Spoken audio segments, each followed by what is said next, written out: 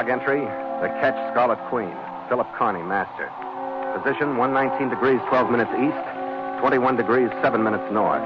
Wind fresh, sky fair.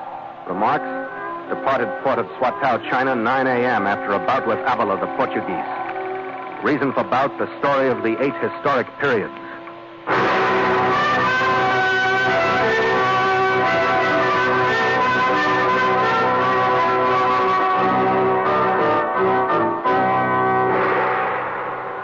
Swatow, sprawled loosely out at the mouth of the River Han, 180 miles north of Hong Kong, is a city of great filth. Of roads dusty or muddy according to the weather. Of warehouses rich with pewterware and Chinese linen. Of citizens poor with malnutrition and a variety of resultant diseases. And to us, a city of great menace after the affair in Shanghai's Street of Weeping Women. The Scarlet Queen knifed up against the sullen, muddy current. As I swung her into a narrow channel that forked off from the main river, I noticed an English-made sedan keeping pace with us on a road parallel to the stream. The Chinese characters on its side designated it as a local police car. I'd expected a reception, but not quite the kind we got after we docked and a smiling, uniformed figure left the car and scrambled aboard. Which one is Philip Carney, a master of this excellent ship? I am. And you? Gallagher, chief mate. What's up, officer? You have the admiration I cherish for those of great heroic action. Knowing what this is all about will affect my reception and stay. The newspapers in all the coastal cities of South China have paid you a most honorary tribute in 2 languages for your intelligent bravery in the safe rescue of Nan Hua, the beautiful daughter of the illustrious Ku Chi Kang, from the hands of Lao's kidnappers. And Putso, also kindness in saving handsome parrot. Your great character make the efforts of your enemies as those of earthworm attacking cobra. I have spoken. Yeah.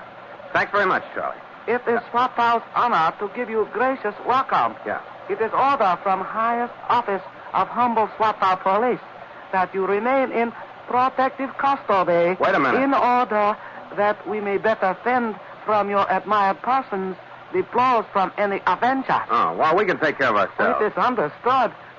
But your humble officer is powerless under weight of order from high office.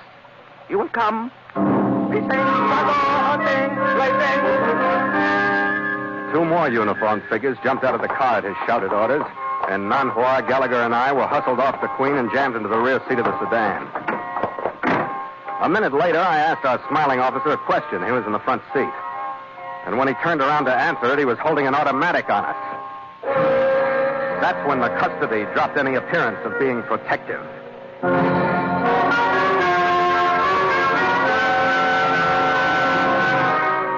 And so Mutual continues The Voyage of the Scarlet Queen, written by Gil Dowd and Bob Tolman, and starring Elliott Lewis.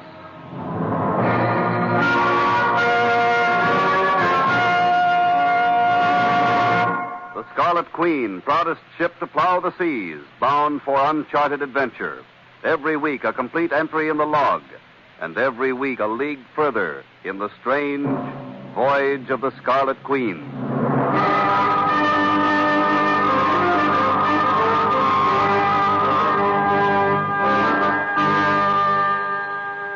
I didn't know whether the 3 men in the front seat were genuine Swatow cops or not when we left the harbor area. But as long as that automatic was staring me in the face, I figured it didn't make any difference. We skirted the business district and bumped along a dirt road that followed the riverbank.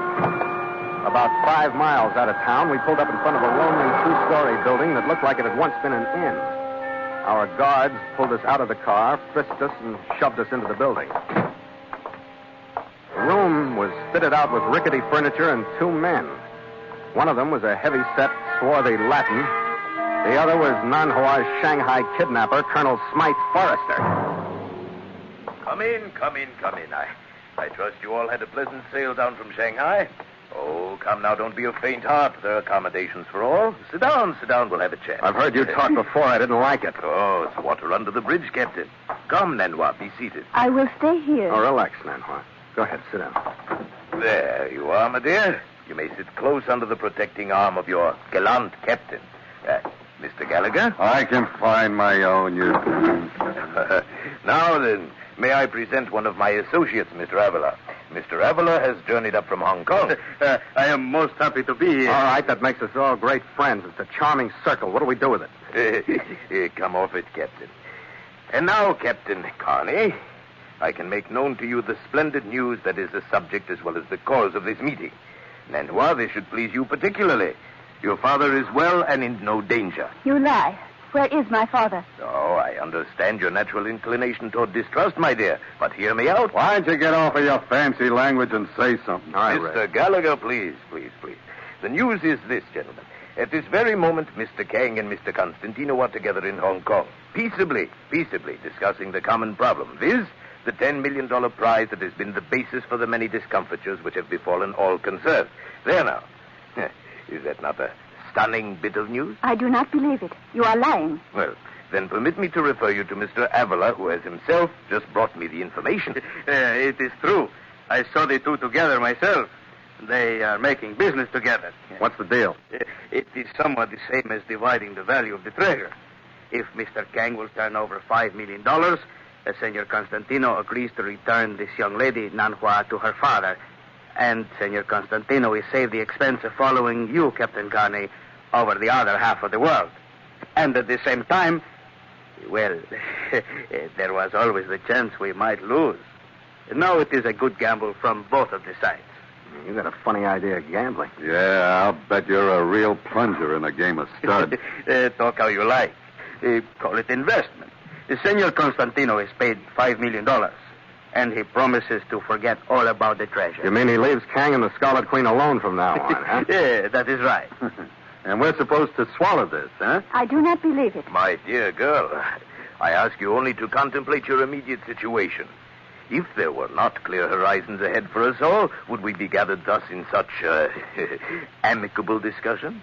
Well, I dare say you all know Mr. Constantino's tendencies toward violence well enough to realize that we would not. I still do not believe I'll you. lay off, Nanhua. But, Phil... You've said it enough. I think the Colonel gets the general idea. Drop it. Where do we go from here, Colonel? Well, as far as I'm concerned, Captain, you and your company could return to your ship, but it is the expressed wish of both Mr. Kang and Mr. Constantino that, since they are together in Hong Kong, we remain together pending the completion of the negotiations. And rest assured, sir, Mr. Avila and I will make every effort to make it as pleasant as possible. I'll be easy. Just show me to a room that's as far away from you as I can get. Egad, sir, you're a brash one, aren't you?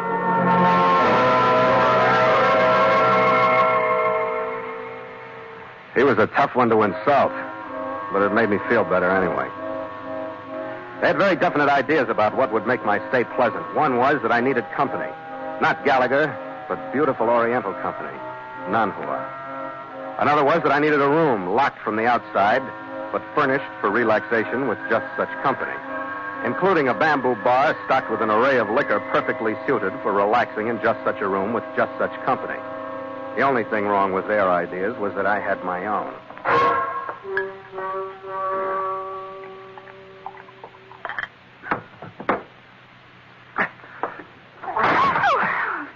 Shut up. You are angry with me, Phil? I'm fed up with you. Your father, this whole fouled-up mess. Phil, please, Phil, don't. Why not? I'm probably being tossed into the pot along with that $5 million. You don't believe that? Why don't I? If I don't believe that, why do I believe any part of it? I've never seen anything. I've been living on words. Sounded great in San Francisco. $10 million. But in Swatow, I can't stomach it. It won't stay down. $10 million. I'll have to see it to believe it, and I haven't seen it. Phil, please. The value is much greater than Not that. from where I sit. Not from what I've been through to get where I am, locked into this hole with you. Oh, I'm sorry, So Phil. am I. When this one is finished, Kang and Son can find themselves another sailor. I don't like the way it's being played. We did not make a mistake in you. Well, then I did. But what will we do, Phil? That's up to you. I just know I've been slugged and shot at for the last time. I just know I'm through sailing after that phantom pile of junk. That phantom pile of junk. Perhaps you should know what makes up that phantom pile of junk. that in it is the story of China. That's fine. That's very pretty. In it are relics passed down through the 8 historical periods. There are 2 ivory tablets from the Yin dynasty, which existed before the year 722 B.C. Upon them are carved the first and second of the sacred formulas. Yeah, that's fine, too. Doesn't mean much to me, though. There are chests of jewels from the courts of Zhao and Jin. There are great gold incense ends from the temples of Tang. There are treasures from every dynasty.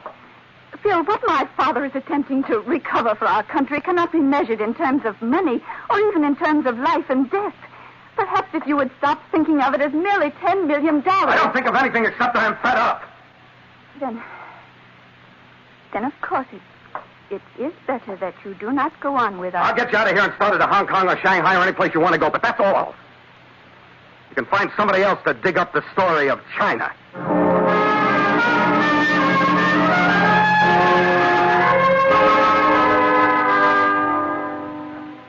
Slugging her would have been easier for both of us than the sellout. But it was my idea, so I stuck with it. The hardest thing for me to take was her acceptance of it.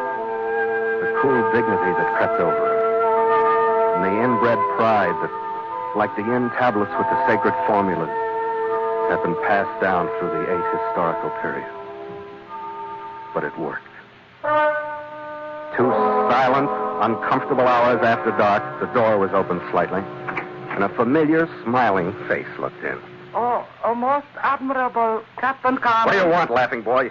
My desires are simple, but I am once more waited with order from high office. You will come. How about the girl? Jerry's lady will remain in protective custody. Rest easy, Nano. I'll see you later. What's up, laughing boy? Fortune smiles upon you. No? Although the smile is hidden behind fan of kingfisher feathers for sake of delicate secrecy. With the stealth and silence of a hunting spider, you will follow me. Where are we going? On sudden regrouping of thoughts caused by mention of hunting spider, I will follow you. Please to quickly tiptoe rearward in the hallway. I couldn't quite figure the stealth act, but the rest of it was right for a while. We slipped out of a rear door. Holding to the shadows, we stumbled across about a quarter of a mile of field. Then we turned toward the road, got into a car that was waiting for us. 20 minutes later, we'd bumped our way back into town, avoiding the business district again. And the next turn knocked everything into place. We swung around a warehouse, and I saw the river. I shot a look at Laughing Boy, and he was smiling over his automatic again. And then we pulled to a stop, on the dock, next to the Scarlet Queen.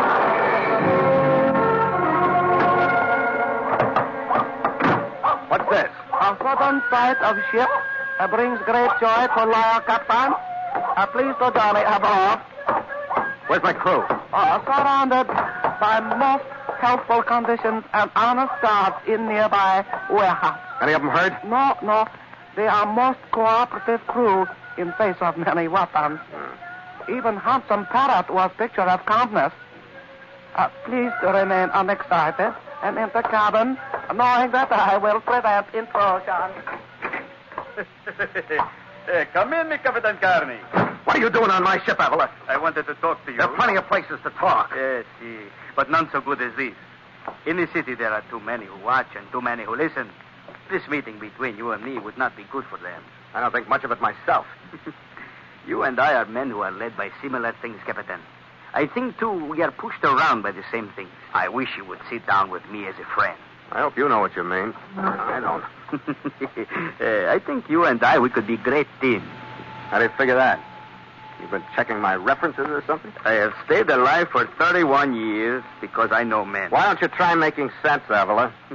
This afternoon, I learned to know you when I listened to how you talk to the girl, Capitan. Huh? You got a lot of tricks, haven't you? When we put you together after the story about Kang and Senor Constantino, we thought we would hear something else. What could you hear that would do you any good? The position of that Chinese stuff, maybe? Oh, that would have been very good. For us, but not for you. Could have saved all of us some time. She doesn't know where it is. You know, I believe you, Captain Carney. Thanks. And I think maybe everything could be all right. I speak of what you say in that room. You told me one thing that I like to know. Hmm? You told me that the only thing that loyalty really counts with you is the one you have for yourself. I wonder if I do know what you mean. I think you do. I have those same feeling about loyalty, so there is the similarity. I am to Senor Constantino much the same as you are to Kang. High in the organization. Similar again. You say you live long enough on words and promises. I am hungry for something more myself. We are much alike, Capitan. Why then are we fighting one another? We aren't. I'm not fighting anybody over it anymore. I just want to get out of Swat Tower, that's all. You can have everything I know about it, which is nothing. Again, I believe you. Again, thanks. But, Capitan, don't you see the possibilities? You and I pulling the strings. It looks the same, but the big ones are now working for us. Then, after the treasure and you and I disappear, they find out, but it is too late. Yeah. And after you and the treasure disappear, I find out, but it is too late. Oh, no. It is no good that way. We work together. Who else is in on it? The Colonel. Mike Forrester? And it's no good. Too many people. Oh. Well, how about your chief mate, Gallagher? You leave him out? Yeah. It's got to be just the two of us, or it's no go. Can you send the colonel back to Hong Kong? Captain Carney, I think you don't trust me yet. I mean what I say about this plan. I will do everything I can to make you trust me. I will leave the colonel out. I will send him away tonight. Then, when you get rid of your mate, we will be partners, no? That's right, Avila. Then it'll be you and me alone. That's good with me. Ligny! One more thing for you. You call me. I hasten to obey. See, go to the colonel. Tell him to come here. Tell him Avila has a very important thing for him in the cabin of the Scarlet Queen.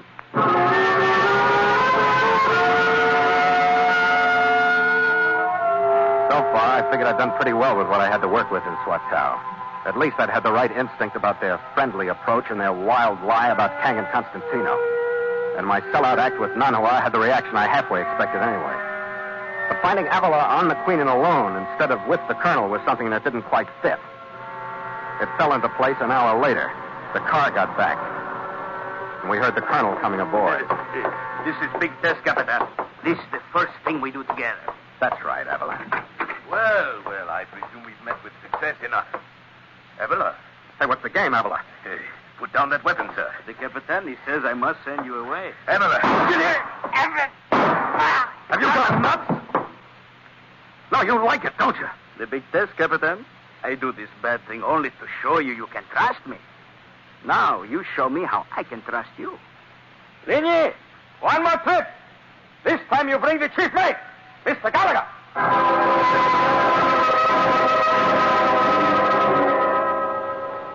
That next hour was the shortest one I've ever spent. Avila never took his eyes or his gun off of me.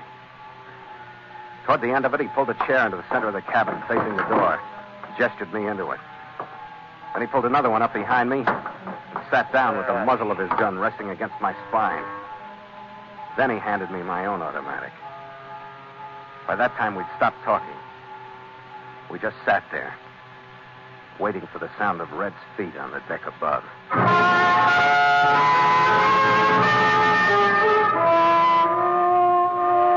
But the hour passed and we still sat there. An hour and 5 minutes. An hour and 10, Red still didn't arrive. An hour and 20, and Avila took the automatic out of my hand. An hour and 30, he expressed himself foully in Portuguese and stood up.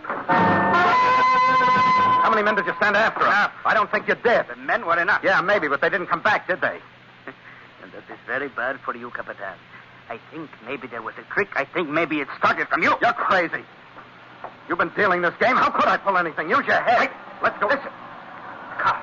Oh, good. Now things will be equal again. You will stand over to the side, Capitan. I moved a few feet and stopped. I started inching back, trying to get into a position for a rush just as the door opened. But I never made it.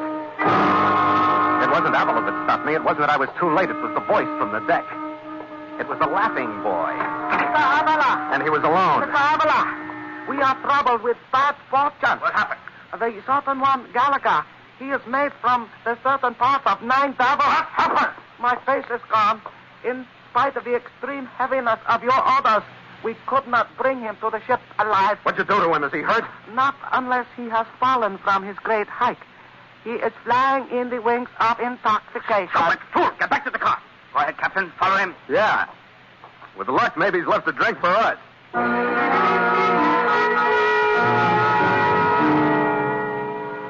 The building on the river was as quiet as a tomb when we got out there. I didn't know whether Lin Yi was smiling or not as he let us in. But I knew I wasn't. Avila followed, a scant 10 inches behind me, with the muzzle of the automatic in the same spot in the middle of my back. When we got to the room I'd shared with Nanhua, we stopped. Lin Yi edged away from the door as though he expected it to explode in his face. Since my face is already gone, I shamelessly hesitate before the den of the tiger. Capitan, I would lead myself if I could keep this gun in your bag at the same time. Go ahead. I opened the door expecting to see the room torn to shreds. But it wasn't. I expected to see the bamboo bar covered with empty bottles, but it wasn't. I expected to see Gallagher sprawled out on the floor, but he wasn't. He was sitting next to Nanhua on a low couch, and they both stood up as we came in. Hello, Skipper. We've been worrying about you. Yeah. I've had a few uneasy minutes myself. One more, Captain. Wait a minute, Avila. Before you start thinking about pulling that trigger, I ought to warn you that you'd be the next one. Lin Yi, move over here. Keep this to cover.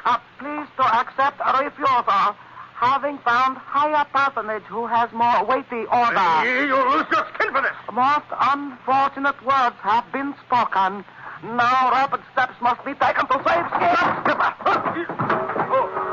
Lin Yi's rapid steps would have looked good in Madison Square Garden. He hit Avila below the knees in a rolling block from behind. I went down at the same time. For a split second, the three of us were tangled on the floor. I got up first, put the arch of my sea boot across the wrist above Avila's gun hand. Then I kicked the gun across the room with the other foot. I let him get up. When he was straightened, I hit him with every ounce I had. Maybe it was relief after having that gun in my back for so long. But I didn't wait for him to come back to me. I went after him. Maybe it was just the temper that goes with the name, Carney. For a while, I forgot there was anyone else in the room but Avila and me. Or in the world, for that matter.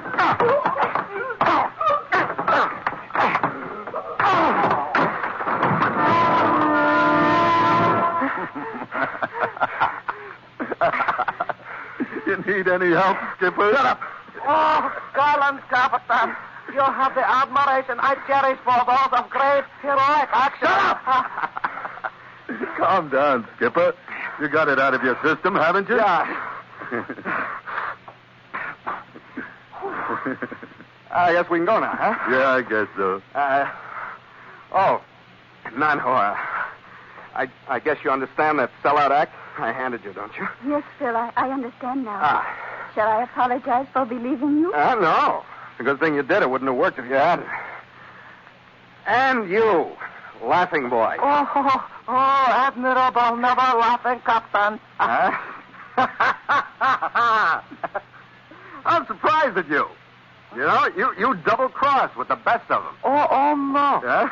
Is instead most real sincerity after overhearing true story of great Chinese treasure from perfected mouth of Nanhua, even greater Chinese treasure. I have spoken. You sure have. I now return to protective custody of my position in Swatow Police before one who is now prone awakens to new dawn of hateful anger.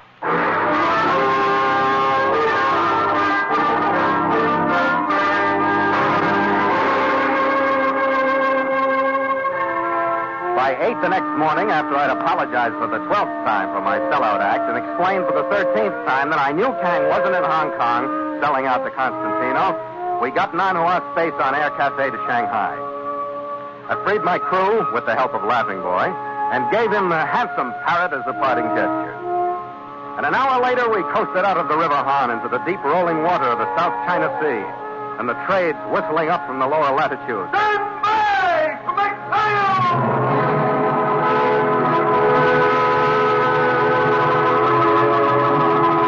Fell to with a will and snapped to their positions at the main sheet. With 4 feet, make sail! The big, strong expanse of the mainsail climbed up the mast toward the morning sky, filled with the wind, and stretched out and pulled. And the ship keeps men!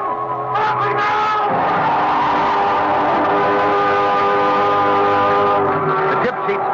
place. Then the mizzen swung out. The Scarlet Queen buckled down to the beam-wind crossing. How do you feel, Skipper? Better, Red. Better with every mile that goes astern. Yeah. Well, there's plenty of them out there if you want them. Where are we bound? Well, I got a little surprise for you, Red. Huh?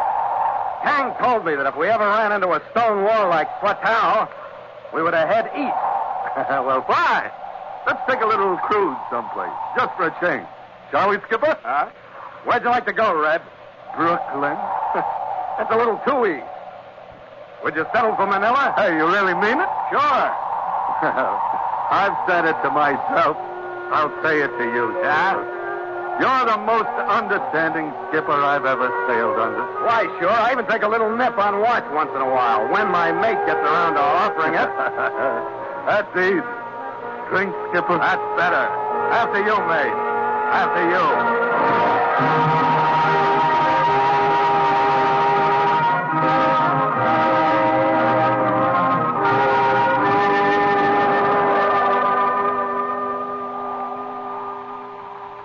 Log entry, the Ketch Scarlet Queen, 5:30 p.m. Miles traveled, 8,754. Wind brisk, sky fair.